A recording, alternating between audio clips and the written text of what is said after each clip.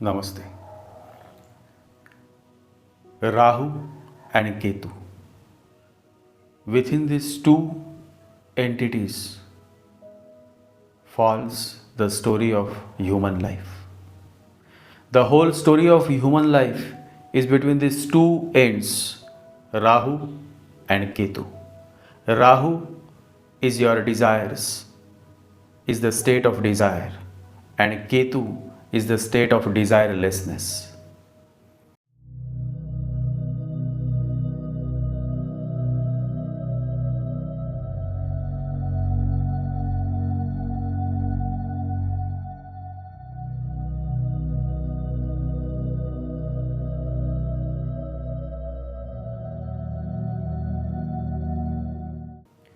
Now listen very carefully.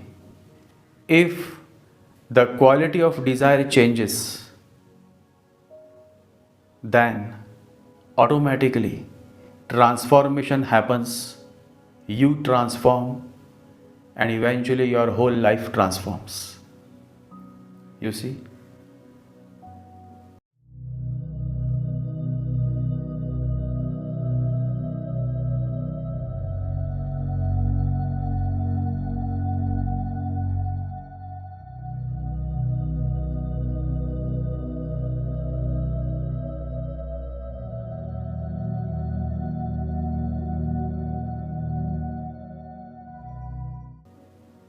So, transformation is primarily based on the state of your desires, which is Rahu. And that is why Rahu and Ketu both become significant when it comes to self transformation.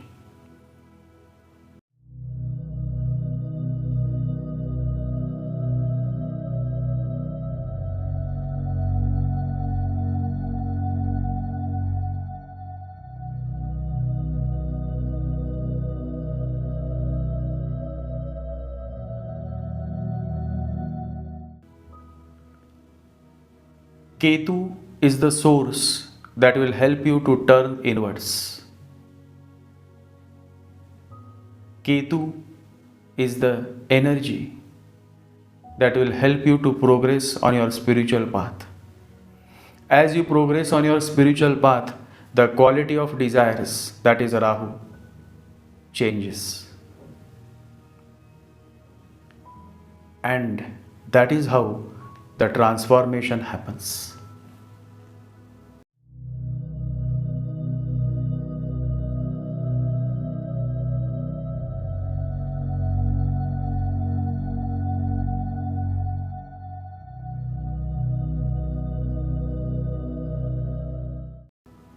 And so in this podcast, I have shared certain placements of Rahu and Ketu that will help you to go through certain transformation, self transformation. So if you have this placement in your chart as well as in your Chalita chart, then you are all set for a great transformation. So let's begin.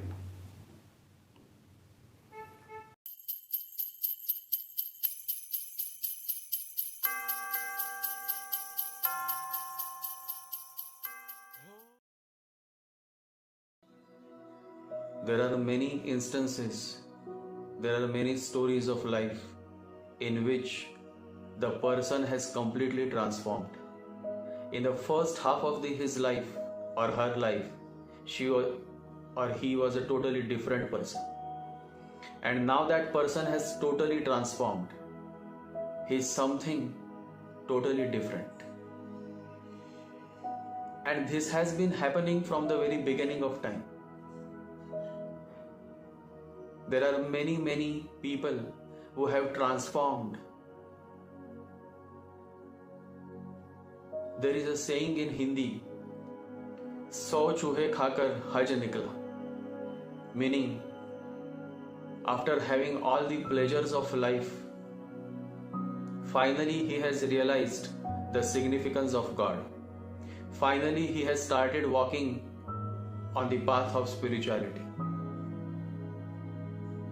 So this saying, or people who say this, they are basically trying to demotivate that person, making him remember that look how you were before, look how bad you were.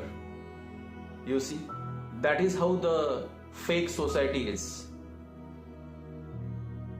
On one end they will say that you should improve, and if you really start improving, then they will always pull you back. It is a hypocrite society, and that is why this kind of sayings have come. That first he was having all pleasures of life, he was a devil, and now look how he is walking on the path of God.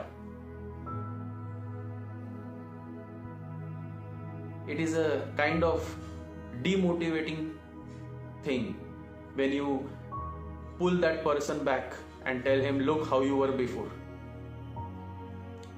and now you are talking all good things about life. It is necessary to remember that nobody is born as saint. Reminds me of that beautiful quote of Nelson Mandela, that a saint is a sinner who keeps trying. A saint is a sinner who keeps trying. Banat banat ban jaye. That is what Lahari Mahasaya used to say. Lahari Mahasaya was the guru of Yukteswar Giri, and Yukteswar Giri was the guru of Paramahansa Yogananda. Nobody is born as saint. If you are a saint, then you don't need any cycle of birth and rebirths. So obviously if you are born, then you are born to go through certain course of your destiny. My question to all this kind of hypocrite, sarcastic people is that yes, this man was not good. He did many bad things, but now he is improving. Now he is changing for good. So at least he is taking the step towards his self-growth. But what are you doing? You are just looking at him like an idiot and making fun of him. And that is how these people remain jokers. Whereas wisdom laughs at itself. Fools laugh at others. Wisdom laughs at itself. So there are certain planetary aspects that signify that this man or this woman is going to change. The second part of their life is going to be altogether different than what they were. And what are those planetary aspects or placements? Of course, there are many, but the most significant is one that I am going to share in this video. The first is the placement of Rahu and Ketu in the 1st and 7th house. The second is the placement of Rahu and Ketu in the 4th and 10th house. The third is the placement of Ketu in the 1st house and Rahu in the 7th house. And the fourth is Ketu in the 4th house and Rahu in the 10th house. In nutshell, whenever Rahu Ketu occupy the center houses, there is bound to be a transformation in the person's life. Obviously, astrology is not black and white. There are certain gray shades. So it all depends on what are the supportive planets and whether the native itself is an evolved soul. Many times it happens that the river is very beautiful. The water in the river is also very clean, pure. But on the very circumference of it, there is a layer of dust. You see? And that is what I refer to when I speak about evolved souls. An evolved soul many times is in such a situation that he or she is an evolved soul, but at the moment the situation is such that on the layer of it, on the outer layer, on the circumference, there is a layer of dust. All that is required is the right time. And when the right time comes, the layer of the dust is removed, and then you see the actual pure water. You think that the water has become pure, but in reality, the water was pure. You understand what I am saying? And that is what this kind of men and women are. That is how Ratnakar was. In the beginning of his life, he was a thief, a looter, a murderer. And a time came in his life when he completely transformed. He attained enlightenment and he became Saint Valmiki. Now those who are not aware of his soul will say that the water has become pure. He has become pure. In reality, he was pure.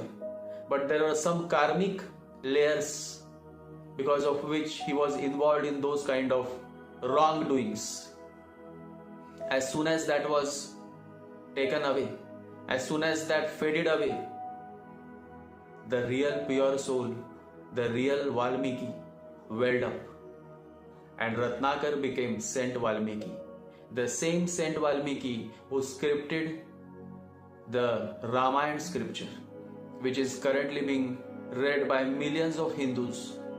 Saint Valmiki once was a thief, a murderer. Similar is the case with Saul. Saul used to hate Jesus and his followers. He caused much trouble to Christians. And one day, while walking, he fell and he was injured. His eyes started bleeding. He lost his eyes. And then there were some Christians passing by and they said, "Let us take him to Jesus." And they took him to Jesus, and Jesus was sitting beneath the tree. And Jesus just moved his hands on his bleeding eyes, and Saul got back his eyes. And not only he got his eyes, but he also got a new sight, a new perspective. And to remember this moment, he changed his name. From Saul, he became Paul. And that is how Saint Paul was reborn. And it is this same Saint Paul who built many churches. Imagine, a man who hated Christians, a man who hated Jesus, became one of the greatest lovers of Jesus. And he built many churches during those times. So this is how it is. Life can transform. And when it transforms, you will find many cheap people, shallow women who will try to pull you back, who will say, "You did so many bad things, you did this and you did that, and now you are doing all these good things." So you see how the cunning mind is, and you will find many such people in your life too. They will always try to pull you back. They will never appreciate the fact that you have changed for good, because they never want you to become good. Because if you become wise, how can they exploit you? They will not be able to exploit you. The society will not be able to exploit you. The society never wants you to become wise. The society always fears an individual. Always remember this. And so, the placement of Rahu Ketu in the center houses, 1st, 7th, 4th, 10th, anywhere, is a perfect sign that yes, you have the potential to transform. You have the potential to work towards your self-growth. After all, when you die, what will come with you? Neither your bank balance, neither your cars and neither your bungalows. Nothing will come with you. Only your self-growth will come with you. And so, even though you have been a victim of bad situations in your life, even though you would have come across in some bad company, still you have the potential to come out of it and to work towards your self transformation. Now, when you have to look at your birth chart, it is possible that Rahu Ketu may not be in the center houses of your birth chart, but in the Chalita chart, Rahu Ketu is being seen in the center houses, either in the 1st and 7th, 4th or 10th. And the position of the Chalita chart is very, very significant. Always go by the position of your planets in your Chalita chart. And so, Chalita chart is very significant. So, the actual placement of Rahu Ketu in the Chalita chart is what you have to see. If your Rahu is in the 4th house in the ascendant chart, but in the Chalita chart, if it is coming in the 5th house or going in the 3rd house, then as you will grow, the 4th house Rahu effect will fade away and you will start getting result of Rahu in the 5th house or Rahu in the 3rd house. Because it is progression. Life is constantly progressing. Life is constantly changing. Life is never the same. Change is constant. Except change, everything else changes. And so Chalita chart, the progress chart, is what you have to see for your actual planet placements, house placements. There was a man, in his chart, Moon and Ketu were in the 7th house in the ascendant chart. But in the Chalita chart, Ketu was moving away from 7th house to 8th house. So only Moon remained in the 7th house. So then what happened? His marriage is perfectly fine. There is no case of divorce or any fights or anything like that. His marriage is safe. And then there was another man. In his Kundali, Moon Ketu is in the 7th house in Rashi chart, as well as in the Chalita chart also, Moon Ketu remains in the 7th house.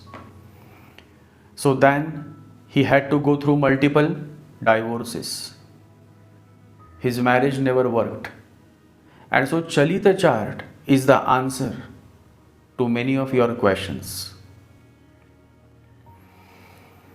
If Rahu is in the 8th house in the ascendant chart, but if it is coming in the 7th in the Chalita chart, then that 8th house Rahu effect will soon nullify and you will start getting result of Rahu in the 7th house. Because it is a progress chart. Chalita means progressed. And that is why whenever you want to find out the actual house placement results of your planet, then please refer to your Chalita chart.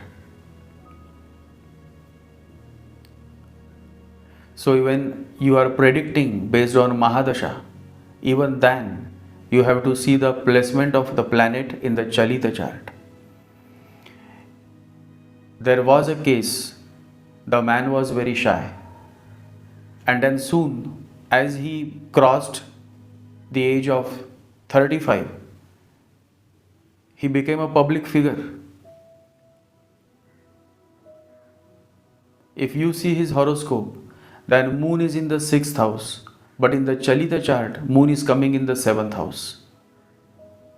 So 6th house is basically keeping yourself away from the public,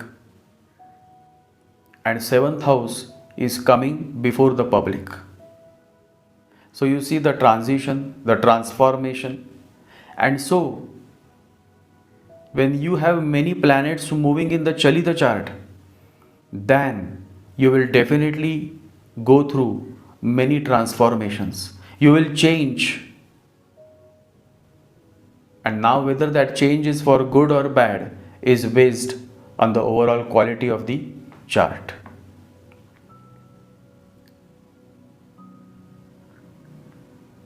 So there is a lot when it comes to studying the Chalita chart. the progress chart.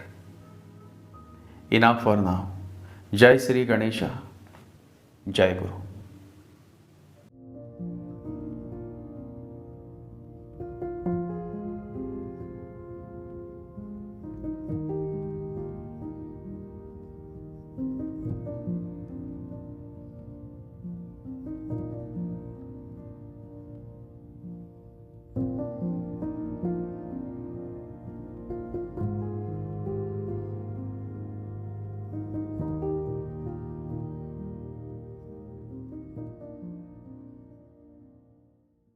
ॐ गं गणपतये नमः। ॐ गं गणपतये नमः। ॐ गं गणपतये नमः।